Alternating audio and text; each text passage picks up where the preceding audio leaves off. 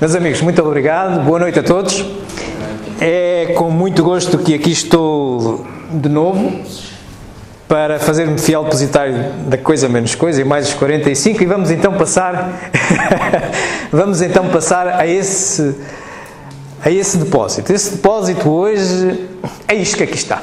Vamos falar de reencarnação, vamos falar de evidências científicas desta base da doutrina espírita. Como vos recordais, para aqueles que já vêm estudando a doutrina espírita há mais tempo, ela compõe-se destas bases que aqui estão, filosoficamente, isto é, assenta todos os seus postulados, que se encontram nomeadamente na codificação básica, na existência de um Deus único, causa primeira de tudo, na existência do Espírito, e se há Espírito, na comunicabilidade dos Espíritos, na reencarnação e na pluralidade dos mundos. A reencarnação, porque aquela é uma das bases, porque, socorrendo-nos da lógica, da razão, este ente não poderia ser imensamente justo se não desse as mesmas possibilidades a todos os seus filhos. Reparai, todos nós nos damos conta que a vida vem melhorando, a sociedade vem progredindo. Os nossos avós passaram mais dificuldades que nós, os nossos pais mais dificuldades que nós normalmente. E se andamos mais para trás, mais ainda. Então, se não houvesse reencarnação, então este Deus era amigo de uns, ainda por cima os mais recentes, os que chegaram, os trabalhadores da última da hora, que somos nós, e inimigo dos nossos bisavós, dos nossos avós, por aí adiante, certo? Ele tem que tratar todos por igual. Esta é uma primeira grande razão filosófica para a existência da reencarnação. Mas, por outro lado, se olharmos para o progresso diz-se que é a sociedade que progride. O que é a sociedade? A sociedade somos nós, certo? Muito bem, então, se somos nós, não podemos ter só uma vida. Porquê? Porque nós vivemos ainda pouco. Nós, por exemplo, a sociedade em 1000 anos, sim, progride bastante, mas em 30, 40 e às vezes são horas que alguns de nós progride muito pouco. Ora bem, mas se a sociedade somos nós, isto é, quem é que progrediu? Os que só cá estiveram 30 ou 40 anos há 3 séculos atrás, esses não existem hoje. Esses não são sociedade. Somos nós, mas nós, para este Deus ser justo, tem que nos criar todos iguais. Simples e iguais, como aos outros, para não fazer diferença. Então, não fomos nós que progredimos, nós já encontramos a sociedade progredida, digamos assim. Portanto, estão a ver? Quer pela justiça divina, quer pela necessidade da progressão da sociedade, tem que existir a reencarnação. Dê-se-lhe a volta que der. E hoje começa a haver evidências científicas disso. Uma coisa é nós, filosoficamente, como agora estivemos aqui a fazer, chegámos à conclusão que racionalmente tem que existir. Senão isto não podia ser. Nem se verificava nem a justiça divina, nem se verificava o progresso. Pronto. Mas, daí até saltar à vista é um bocadinho diferente. Sim, mas hoje já temos algumas coisas. E é isso que vamos tratar. Vamos começar exatamente por olhar para a reencarnação. Vamos olhar para a reencarnação, aquilo que era, como é que Kardec, o codificador da doutrina básica, da codificação básica do Espiritismo, via esta questão da reencarnação, o que é que os Espíritos lhe foram dizendo há 160 anos atrás. E depois vamos ver o que é que as ciências de hoje, ao lado da ciência espírita, também já questionam sobre esse assunto e as evidências que vão buscando. Portanto, começando pelo século XIX, vamos recordar o que é que está no Livro dos Espíritos. Isto é um resumo.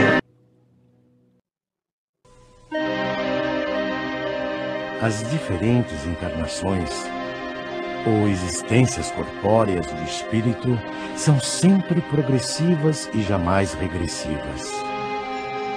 Mas a rapidez do seu progresso depende dos esforços que ele faça para chegar à perfeição. A vida terrena seria assim uma espécie de escola, em que os alunos, embora nunca regridam às séries anteriores, são obrigados a repetir de ano até compreenderem o que lhes foi ensinado. O principal objetivo da reencarnação reside no melhoramento progressivo da humanidade. Portanto, aqui está aquilo que nós tínhamos visto. Sem reencarnação não pode haver progresso. Porque senão era a mesma coisa que dizer que Deus, que tinha criado como um princípio de gestão da sua obra a reencarnação, estava a sujeitar-se a ela, isto é, era algo para ele, obrigá-lo a ele produzir cada vez seres mais inteligentes. Quer dizer, os de hoje, tinha que produzir hoje seres mais inteligentes do que os de há 3 séculos atrás. Não pode ser. Deus não ia criar uma lei para sujeitar a ele próprio. Estão a ver? Portanto, este a razão principal da reencarnação é esta, é o progresso da humanidade. Porque quem progride é a sociedade, não são as paredes somos nós que as fazemos. Claro que encontramos edifícios diferentes, claro, mas somos nós que a fazemos, é a sociedade. Portanto, somos nós próprios que vimos lá de trás e que vamos reencarnando e progredindo. Muito bem. Claro que este assunto também impressiona as ciências de hoje. E de há 160 anos a esta parte, começamos a ver alguns esforços, nomeadamente nas áreas da medicina, da psicologia e da neurologia, sobre isto. E vamos ver o que aqui está.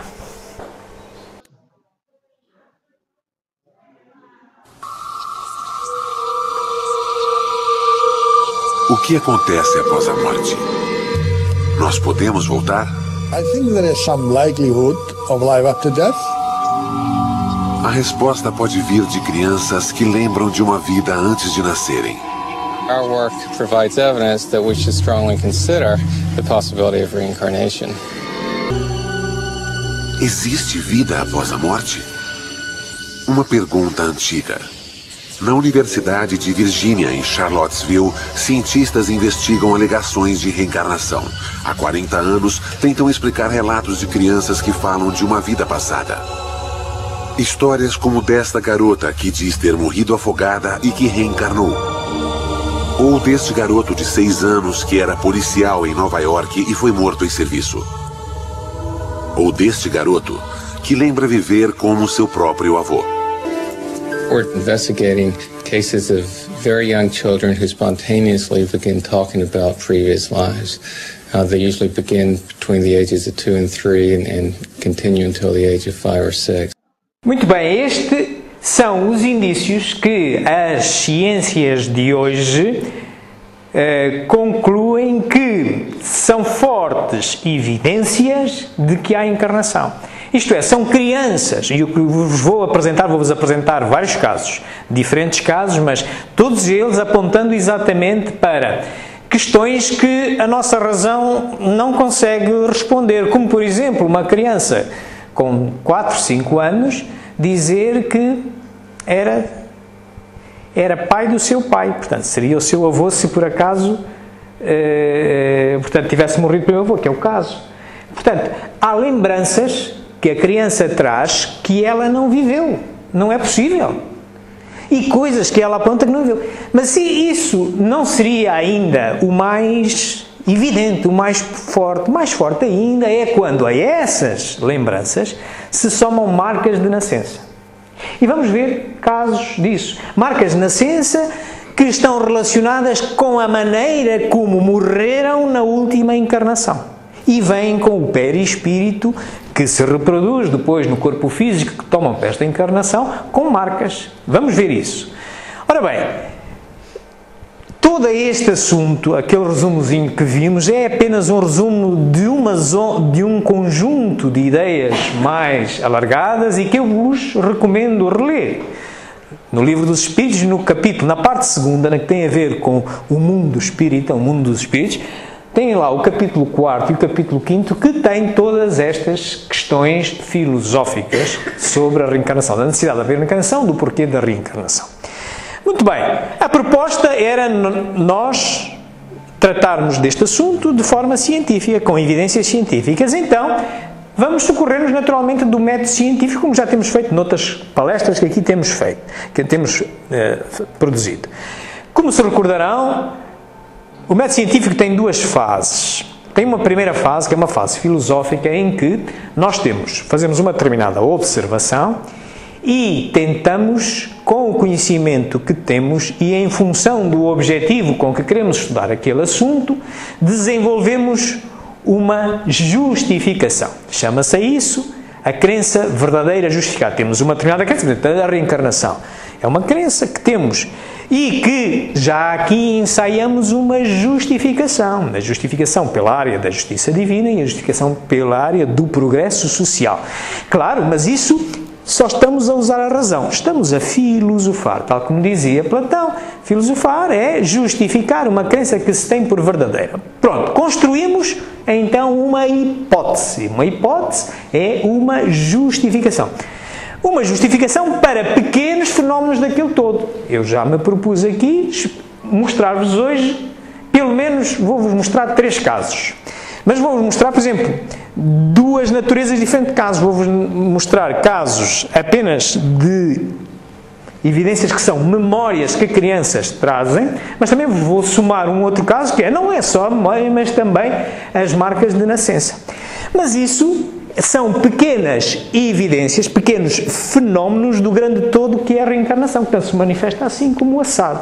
Ora bem, por isso se diz baixo. Tese, uma justificação de um fenómeno mais pequeno do que aquele que se está a estudar. É isso que faz a diferença entre a filosofia e a ciência. Nós pegamos depois num pequeno fenómeno que é representativo desta grande crença que temos e vamos então comprová-lo. Vamos tentar estabelecer leis, vamos perceber como ele funciona. E então entramos na área da ciência, que é a crença verdadeira e justificada, que nasceu da filosofia, mais comprovada. E sujeitamos a nossa tese, a nossa hipótese, sujeitamos esta experimentação, verificamos se ela se aguenta com os vários casos que vão acontecendo. Se aguenta muito bem, temos uma tese criada. Se não se aguenta, corrigimos-la ou deitamos-la fora e substituímos por outra. A ciência e o espiritismo, sendo uma ciência, não trabalha com a verdade absoluta, porque essa não está ao nosso alcance. Se ela existir, só está ao alcance de Deus. Nós, de uma determinada realidade, nós vemos segundo a nossa verdade. A verdade é tão só uma versão da realidade. Portanto, e vamos trocando de verdade em verdade até nos aproximarmos da realidade. E a doutrina espírita é o mesmo. Aliás, ela incentiva-nos a isto. Se repararem no Evangelho segundo o Espiritismo, no capítulo 19, que diz a fé transporta a montanhas, vem lá dito: a fé inabalável é aquela que pode fazer frente à razão em qualquer momento. Portanto, a fé segura, nós temos a certeza, a reencarnação tem que existir, eu tenho que poder em qualquer momento justificá-la, porque senão é uma crença, é um dogma, ok? E por outro lado, eu tenho que estar também sempre disponível para tratá-la como ciência, que é o Espiritismo. Que vocês vão lá a Gênesis, capítulo 1, no parágrafo 55, quando se fala do caráter da relação espírita, vem lá dito que o Espiritismo segue ao lado das outras ciências. E se em algum momento qualquer uma das outras ciências apresentar uma melhor verdade do que aquela que o Espiritismo já tem, o Espiritismo aceita, corrige e aceita. Portanto, é nesta perspectiva que nós devemos encarar a doutrina espírita e devemos desenvolver os nossos estudos, sempre com a razão, sempre pronto para melhorar, para encontrar uma melhor verdade. Muito bem. Posto isto, para este caso, o que é que nós observamos? Que fenómenos vamos nós observar? Vamos observar que há relatos conscientes de vidas passadas por crianças de tenra idade, vão até aos 6 anos, não passa disso, depois disso normalmente já não se verifica. E marcas de nascença compatíveis com acontecimentos nessas vidas. E desta observação, nós vamos perguntar, serão ser reencarnados? É a pergunta que a gente faz. E vamos então desenvolver, vamos justificar esta crença, partindo do princípio que possam ser seres encarnados, então dizer, não há efeito sem causa. Se há consciência de factos não vividos, das duas uma, ou é imaginação, ou é evidência da reencarnação. Ou a criança está a inventar, pode estar a inventar, Ou então, se ela não pode estar a inventar, porque não sabia, não tinha conhecimento disso, são demasiadas coincidências, então temos que recorrer a outra solução. Se a imaginação é produzida pelo cérebro, mas de uma fertilidade questionável, a criança acertar com todos uma série de pormenores de vidas que ela não viveu, de experiências que ela não viveu, quando há coincidências com relatos formais de vidas passadas, falecidas antes do nascimento da criança, quer dizer, a tese de imaginação fica um bocadinho estranha. Uma coisa é que a gente possa inventar e acertar sem querer em determinado pormenor, mas eu acertar em 20 ou 30 pormenores, dizer detalhes, e tenho 4, 5 anos, mas é uma imaginação muito fértil. Mas se ainda em cima disso existirem marcas na nascença compatíveis com essas recordações que a criança está a dizer, a tese de imaginação então enfraquece muito. Já que o acaso não existe e, como tal, não justifica as coincidências. Como é que eu depois vou justificar que eu tenho uma marca num sítio onde veio um tiro? Ou onde eu fui esfaqueado? E ainda por cima conto a história como é que foi. E até aponto o sítio em que foi e quem lá estava. E eu não me cruzei com essas pessoas. Estão a ver? É por aqui que vamos. E a nossa hipótese é esta. Então a reencarnação existe e tais recordações são marcas, são suas evidências. E essas marcas de nascença são suas evidências. Vamos sujeitar isto à experimentação. Vamos então olhar para vários casos. Eu vou-vos apresentar 3 casos. E depois iremos ver também o contraditório que é apresentado pelas outras ciências e vamos aqui, com a nossa razão, com o nosso raciocínio, balançar as coisas. As 3 evidências que eu selecionei para hoje, uma delas é uma memória de vida noutra família.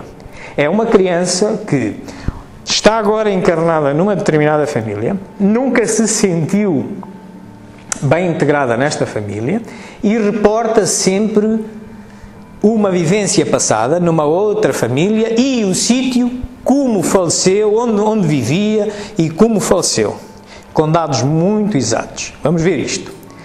Depois vamos olhar para uma memória de vida, mas na mesma família. Vamos ver uma criança que diz ser pai do seu pai, portanto seria seu avô se por acaso se cruzasse, mas não se cruzaram, né? O avô dele morreu antes, 1 ano e meio antes dele. Vamos ver este caso.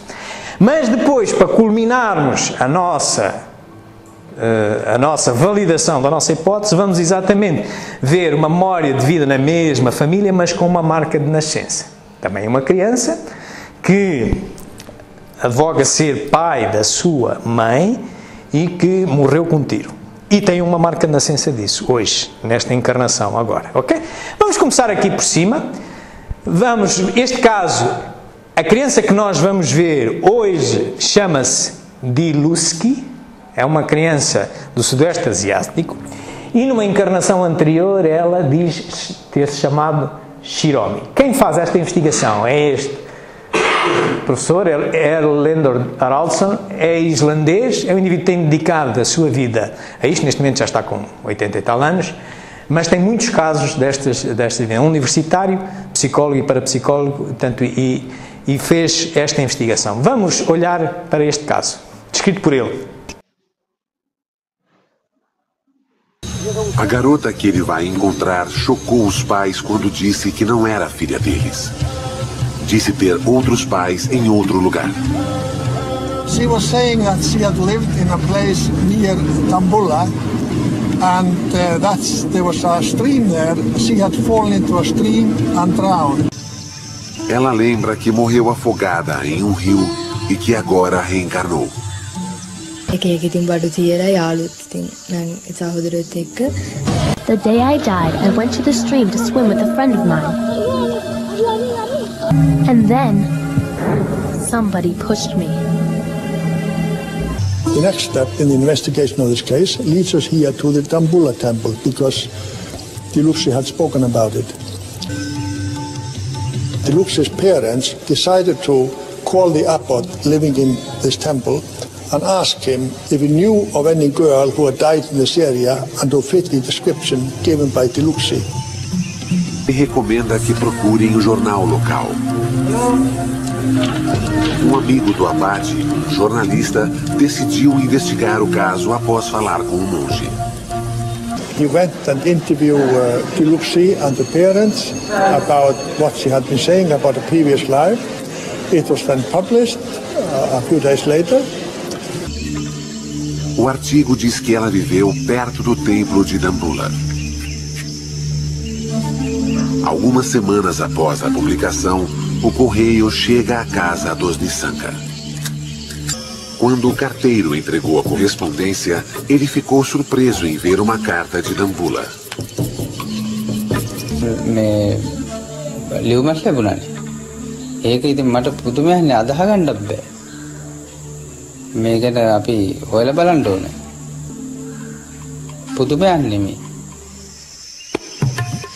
A carta finalmente convenceu os pais de Diluxi. Eles iriam levá-la para o lugar onde ela acha que morreu. Haraldson se surpreende com a mudança assim que Diluxi vê sua outra família. É menos tímida e parece se encaixar melhor nessa família. Ela poderia ser esta garota reencarnada? පිල්ලා අපේ ගෙදරට ඇවිල්ලා එයාගේ ඇඳුම් මැඳුම් හොයාගත්තාම පොත්පත් හොයාගත්තා අම්මා තාත්තා කියලා අඳුර ගත්තා එයා ඉතින් ඉස්සර ආත්ම කරපු දේවල් හැම දෙයක්ම කිව්වා බලපුවාම මේ හැමදේම දැක්කහම ගොඩක් ආසත් හිතුණා අනේක මට මේකත් නිකන්. No fim do dia, Diluxi passeia com Haraldson para mostrar o lugar da sua vida anterior. Diluxi o leva para a pedra onde diz que brincou como Shiromi. É uma pedra chata, como ela descreveu. E este é o lugar onde Shiromi caiu na água. Diluxi está convencida de que morreu aqui.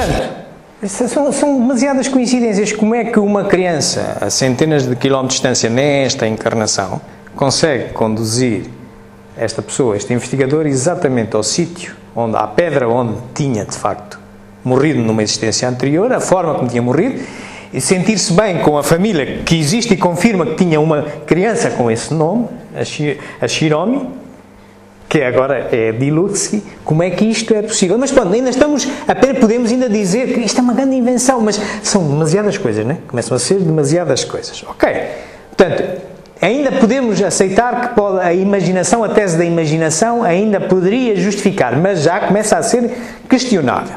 Vamos agora olhar para outro caso. Neste caso é dentro da mesma família, é um menino, chama-se Gus, e teve um avô, isto é, não é teve um avô.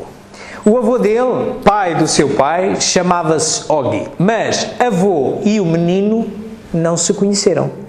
Isto é, quando o menino nasceu, acho que é 1 ano e meio depois do avô ter morrido.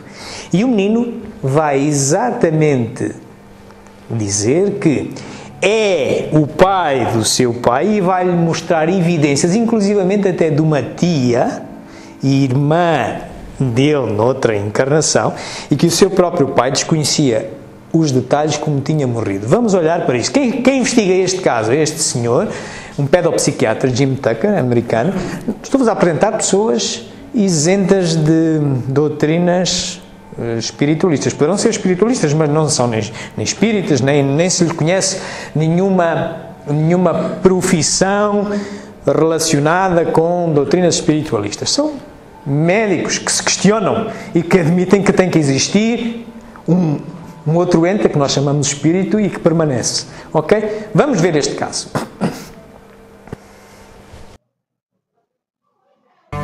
Gus Ortega is a little boy in Colorado who has talked about being his grandfather. Whenever I go to see a case, I go with a certain amount of skepticism. Also, the same approach that I have with the work as a whole. Vovô Og morreu em 1993. Seu filho Ron encontrou-o caído no chão. Derrame. Og morreu 5 horas depois. Ele tinha uma loja. Ele vendia de tudo e amava sua família, mas nunca conheceu seu neto Gus. Gus nasceu 1 ano após a morte de Og. Um dia, com apenas 1 ano e meio, Gus estava no seu quarto com seu pai. Ron came out and told me that he had just finished changing Augie's diaper, and that he looked right up at him and said, "You know, Dad, when I was your age, I used to change your diaper." I was flabbergasted, to be honest with you. I thought it was just kind of strange, especially the choice of words to say that phrase, "when I was your age," for this little 1.5-year-old toddler. He started talking about Grandpa, and you know, just the little things he was saying that we knew he couldn't have known because he never met Grandpa. His grandfather died a year before he was born. Dia, Ron trouxe fotos antigas para casa e algo mais notável aconteceu. And I said, "Oh, look, look at this old photograph." And he came up to it and he goes, "Oh, there's me." I mean, I was like, just totally astounded, you know. It just stopped me, you know, cold. I mean, because how would he know that? Gus diria mais coisas assim nos anos seguintes. Ele se lembraria de episódios da vida do avô dos quais Ron mal se lembrava. E ele os viveu. Gus said, "I had a sister, but she died. She's a fish now." And we said, "She's a fish? What do you mean? What happened?" And he said, "Well, some bad guys hurt her." Mm-hmm. And that really made me stop, because I only recently heard the whole facts of this story about my father's sister, and she indeed was murdered, and she was thrown into San Francisco Bay. Segredo de família. Gus não podia conhecer essa história porque nem Ron sabia sobre a irmã do pai. Como seu filho poderia saber? Estão a ver? Uma criança de 1 ano e meio sabia de como tinha morrido a sua irmã noutra encarnação, tia do seu pai. Que o próprio pai nem sabia da história, só tinha ouvido passado um tempo. Ele identifica numa fotografia velha, "Este sou eu", e acerta exatamente com quem seria o seu avô, pai do seu pai. É muito jogo, não é? 1 ano e meio, é muito jogo. É muito jogo. Mas se isto não bastasse, vamos então agora subir um pouco mais. E agora vamos ver uma evidência que, a somar às memórias deste género, agora, ainda por cima, consegue aliar a essas memórias a um facto demonstrável fisicamente de uma lesão provocada pela forma como morreu na vida anterior. Este caso é também, de novo, investigado por este senhor Jim Tucker e conta a história do menino, Ian, que diz ter sido o pai da sua mãe, seu avô, mas que não se cruzaram, portanto, tudo bem, que era polícia e morreu num acidente policial, com um tiro. E ele vem com uma marca de nascença exatamente no sítio onde levou o tiro. Mostra o certificado de óbito. E com estas mesmas histórias muito exatas de detalhes e segredos de família, e outra vez uma criança. Vamos ver.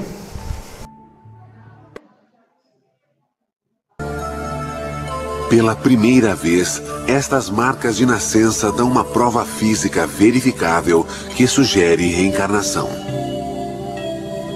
Pensacola, a casa de Maria Hagdorn. Ela tem 2 filhos, Mia, de 2 anos, e Ian, de 5 anos. Ian está muito doente. Seu filho sofre de uma rara doença do coração. Quando se esforça demais, fica sem ar e desmaia. Ian sofreu 6 cirurgias antes de fazer 4 anos. Ian had underdevelopment of the pulmonary valve, which is the artery right here we see in this drawing, and that caused the right side of his heart not to develop as well.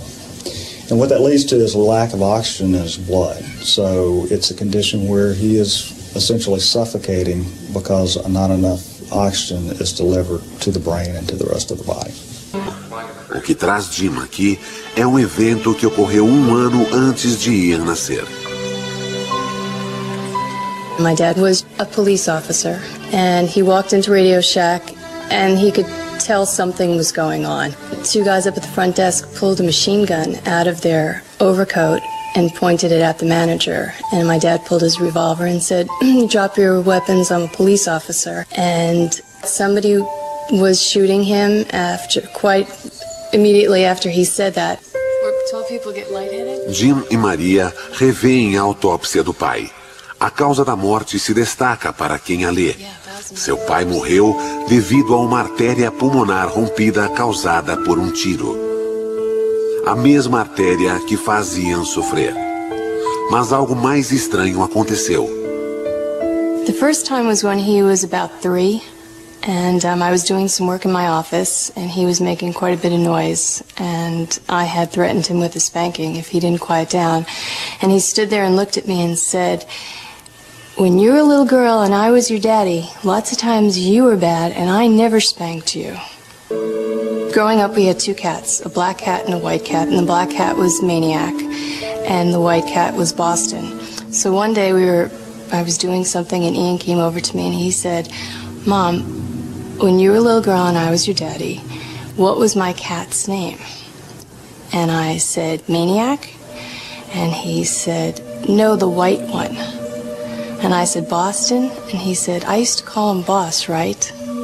So he knew the color of the cats, and he knew the nickname that only my dad used to call Boston. Correlação entre a doença e a lesão mortal do pai removeu todas as dúvidas. The birthmarks are something that's completely objective, and it's something that it's beyond memory or beyond Muito chance. bem, isto é o máximo que hoje de evidências que a gente tem. De facto, com uma evidência deste género, já começa a ser muito difícil agora. Também se inventa, também se imagina uma lesão no coração exatamente onde se levou um tiro ou uma outra lesão qualquer. Mas claro que nós temos, como estamos no domínio da ciência, temos que sempre poder ouvir as outras opiniões, o contraditório. Quais são as justificações mais comuns? Encontramos-nos fundamentalmente na área das neurociências e da psicologia. Vou-vos mostrar uma argumentação de uma senhora, Karen Gale, já falecida, uma professora universitária farmacêutica, que tem depois umas pós-graduações nestas áreas, em que ela endereça as questões da memória. Vamos ver o que é que ela pensa sobre isso. Portanto, esta senhora é uma professora de farmacologia e depois fez um doutoramento em psicologia em 1975. Faleceu em 2014, julgo eu. Mas vamos ver o que ela... A professora Karen Gale estuda a memória humana há mais de 20 anos.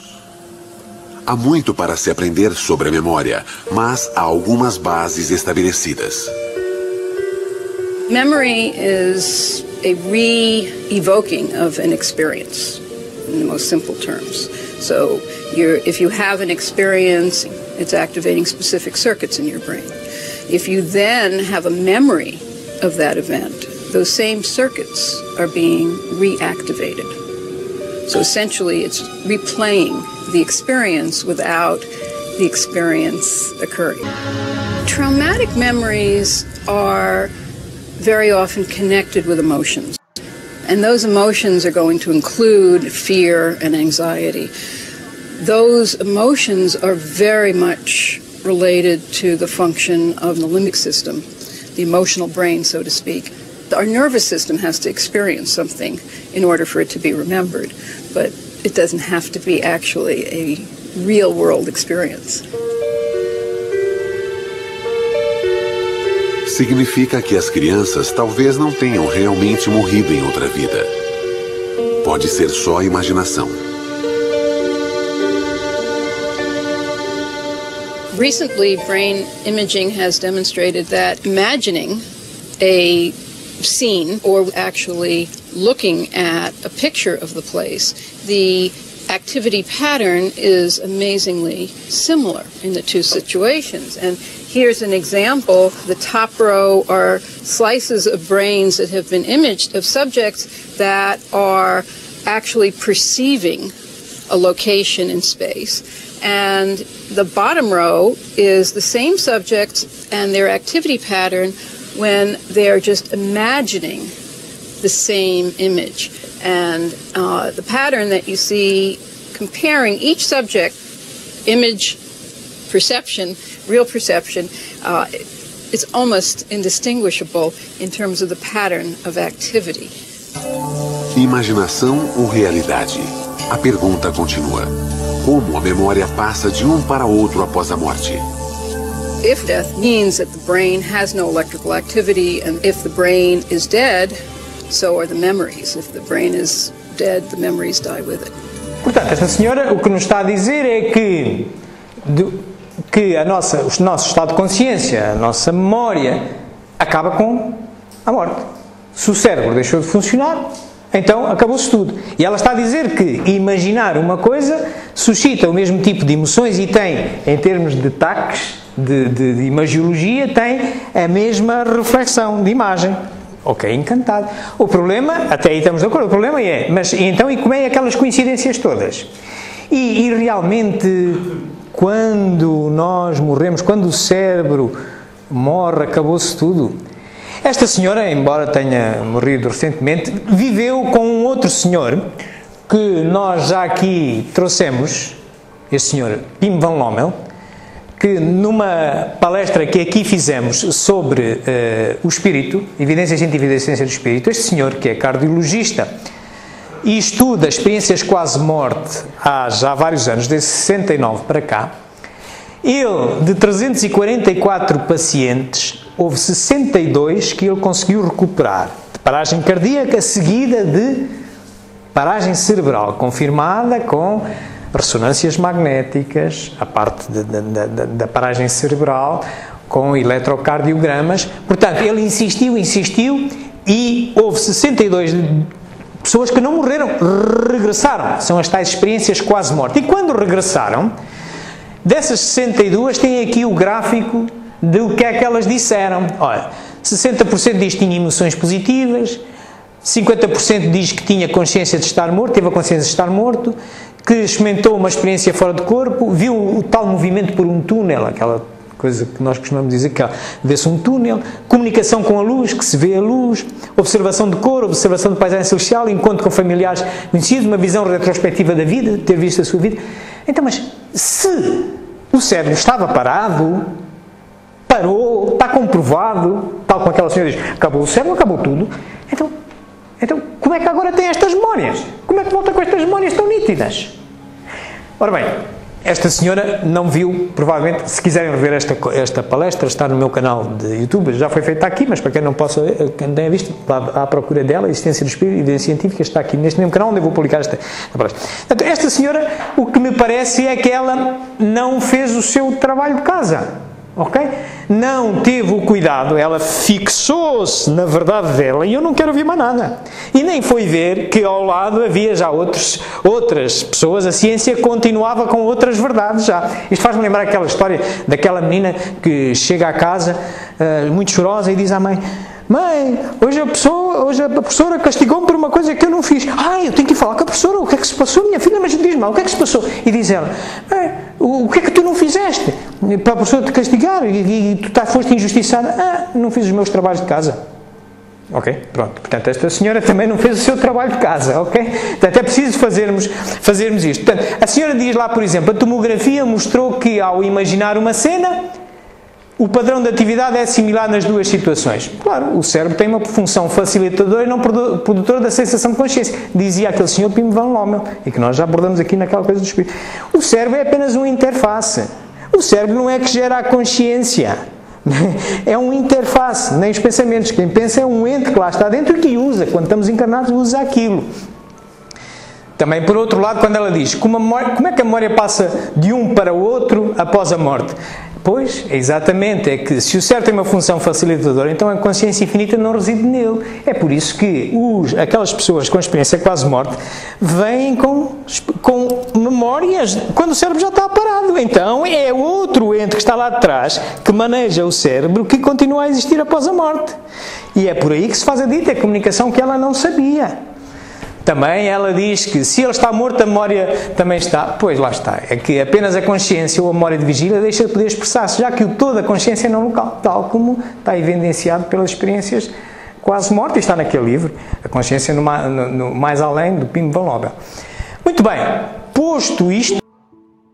Como pode a alma que não alcançou a perfeição durante a vida corporal acabar de depurar-se? Sofrendo a prova de uma nova existência. Como a alma realiza essa nova existência? Será pela sua transformação como espírito? A alma, ao se depurar, sem dúvida, sofre uma transformação, mas para isso necessita da prova da vida corporal. A alma passa, portanto, por muitas existências corporais? Sim, todos nós temos muitas existências corporais. Os que dizem o contrário querem manter-vos na ignorância em que eles próprios se encontram. Esse é o desejo deles. Parece resultar desse princípio que a alma, depois de haver deixado o corpo, toma outro. Em outras palavras, que ela reencarna em novo corpo. É assim que se deve entender? Evidentemente. Portanto, só aceitando a reencarnação se pode ter uma teoria sólida para justificar aquelas memórias somadas com marcas de nascença, para justificar o progresso da sociedade. Que é para já não entrarmos nas questões da justiça divina, porque teríamos que admitir que aqueles cientistas criam em Deus. Não sei se sim ou se não, filosoficamente tem que existir, mas o que nós tivemos apenas aqui a ver foi encontrar justificações para as memórias somadas às marcas de nascença e para o progresso da sociedade. Posto isto, e relativamente à teoria, à hipótese que nós criamos, parece-me que é lícito concluir isto. A reencarnação existe e estes relatos conscientes de vidas passadas, associadas a marcas de nascença que são ligadas a acontecimentos traumáticos nessas vidas anteriores por crianças de tenra idade, com muito pouca capacidade de imaginação e muito pouca vivência de conhecimento, são uma evidência da sua existência. É claro que nós aceitarmos uma determinada, uma nova verdade, trocarmos por aquela que vivemos todo o tempo com ela, que estamos apaixonados por ela, isto é um ensaio de humildade terrível. Mas não é por causa disso que a vida vai passar a ser da forma como nós a imaginávamos até ali, não.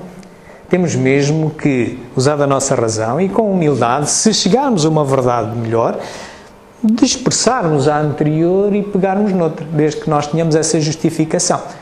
Isto é um dito através de transcomunicação instrumental, também fizemos já aqui uma palestra sobre isto, em que este senhor que está desencarnado através de uma voz direta de rádio, ele diz: novas ideias só são aceitas pela maioria se as reconhecerem adequadas à imagem que tem do mundo. A nossa tarefa deve ser delegar essa imagem e conseguir formar uma nova, na qual terão lugar muitas verdades. É um espírito comunicando através do meio eletrónico. Podia ser através do meio, mas foi no meio eletrónico. Na doutrina espírita, como sabem, para quem já teve a oportunidade de ir ao cemitério onde está enterrado Kardec, em Paris, o Lachaise, encontra na pedra, esta é a pedra tumular dele, nesta parte aqui de cima está lá escrito isto, que é nascer, morrer, renascer ainda e progredir sempre, tal é a lei. Meus amigos, eu como habitualmente estou a gravar esta palestra e vou publicá-la neste canal de YouTube, que aqui está, que eu já vos vou mostrar mais em detalhe. E utilizei estes livros que aqui estão. Estes são livros da codificação básica, estes são livros relacionados com estes casos que estivemos a ver, alguns livros de transcomunicação instrumental, de física quântica. Estes endereços que aqui estão são daqueles filmes, se quiserem depois à internet vê-los completamente, porque eu só vos mostrei um bocadinho, estão todos ali. Esta é a conferência que eu vos sugiro rever sobre as evidências científicas da existência do Espírito, está publicado no canal de Espiritismo. Este aqui, onde eu também publicarei, amanhã ou depois já deverá estar lá publicada esta palestra, e vocês poderão, é só escreverem no Google Espiritismo JG, aparece-vos o canal. E, claro, estou à vossa disposição para qualquer pergunta, e se não chegar o tempo para esgotarmos as respostas, tem aqui o meu e-mail, espiritismo.jg@gmail.com, e estou à vossa disposição, e agora disponho para qualquer pergunta que queiram fazer sobre isto ou sobre outra coisa. Muito obrigado pela vossa atenção. Vamos unir-nos, vamos tranquilizar os nossos pensamentos, as nossas inquietudes, vamos unir-nos todos à volta de um pensamento que seja comum. Vamos pensar em Deus. Vamos pensar nesta causa primeira de tudo, que também criou o fenómeno da reencarnação, que é um instrumento para o nosso progresso. Naturalmente reconhecemos aqui um feito super inteligente, porque nós não temos outro termo. O que é que a gente vai dizer mais para além de super?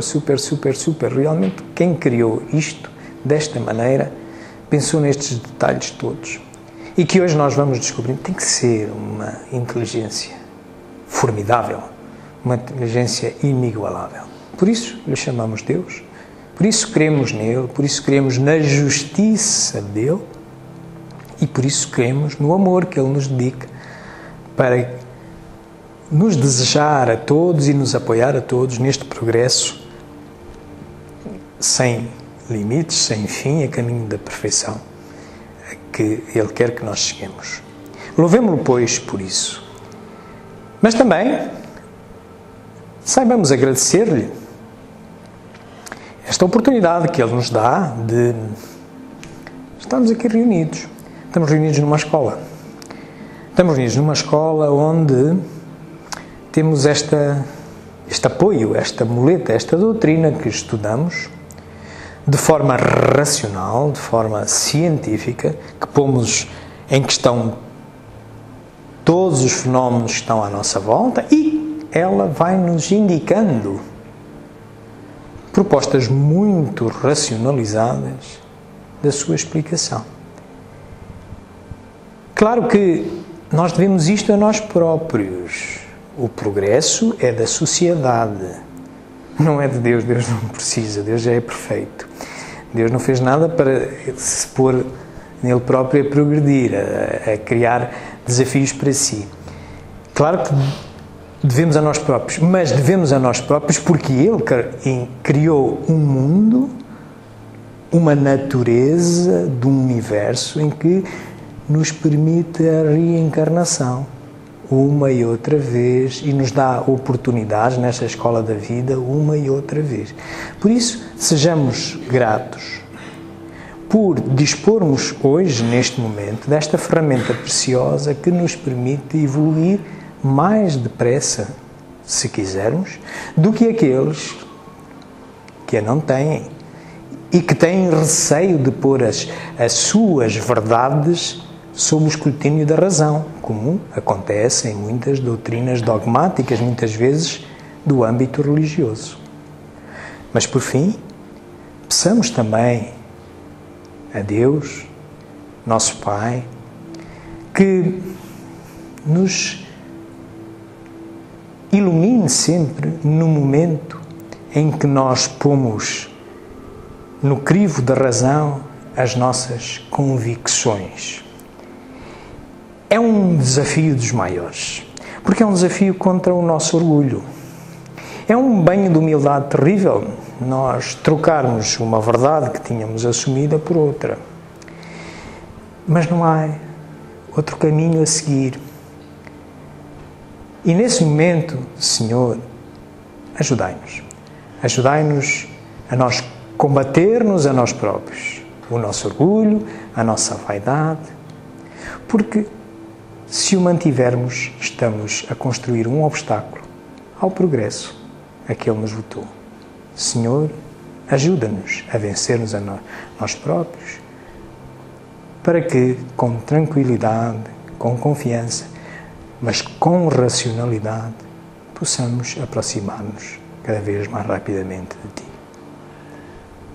Bem-aja, uma boa semana a todos.